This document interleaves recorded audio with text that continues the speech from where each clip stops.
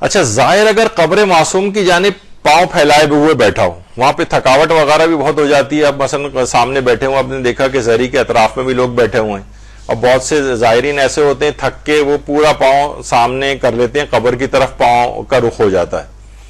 تو اب اگر یہ عمل حتک حرمت سمجھا جائے، معصوم کی توہین سمجھا جائے، تو پھر تو یہ حرام ہے.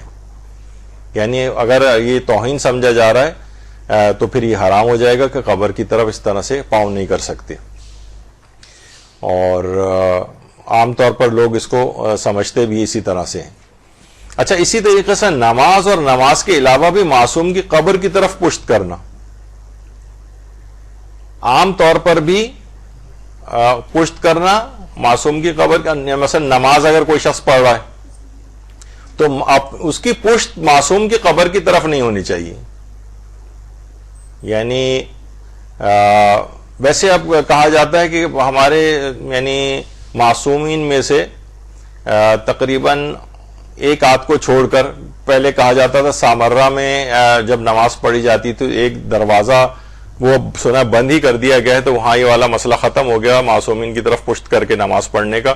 وہاں پہ بھی اب نہیں ہے، دیگر معصومین کے روزوں پہ بھی یہ نہیں ہے. اور آغا سیستانی یہ بھی فرماتے ہیں کہ اگر درمیان میں کوئی چیز حائل آ جائے، مثلا پردہ آ جائے یا دیواریں آ جائیں، تو دیوار ہونے کے بعد پھر پشت ہو سکتی ہے. یا یہ کہ قبر سے اتنا دور ہو کہ وہ شمار نہیں ہو رہا ہے کہ یہ جو ہے پشت کی ہوئی ہے قبر کی طرف. صرف ایک جگہ ہے کہ جہاں پر لوگ غلطی سے یہ کر جاتے ہیں، اور وہ ہے قبر روضہ رسول میں، قبر پیغمبر اکرم صلی اللہ علیہ وآلہ وسلم.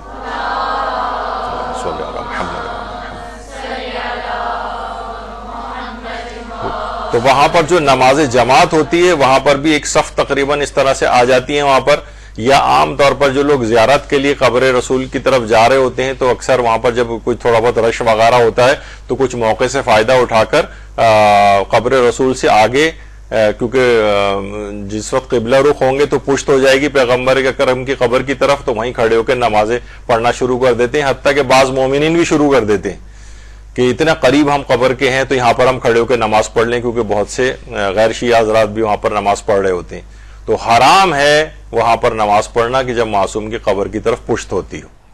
لیکن یہ وہاں کے علاوہ اور کسی جگہ پر تقریباً یہ والا سلسلہ اب نہیں ہے، اور درمیان میں ظاہر ہے یا تو دور کھڑے ہو کر اگر پڑھ رہے ہو کہ عرفاً شمار نہیں ہو رہا ہے، اور نہ یہ حتک اور توہین سمجھی جا رہی ہے، یا یہ کہ درمیان میں دیواریں وغیرہ آ گئی ہیں تو اس سے بھی پھر پڑھی جا سکتی ہے.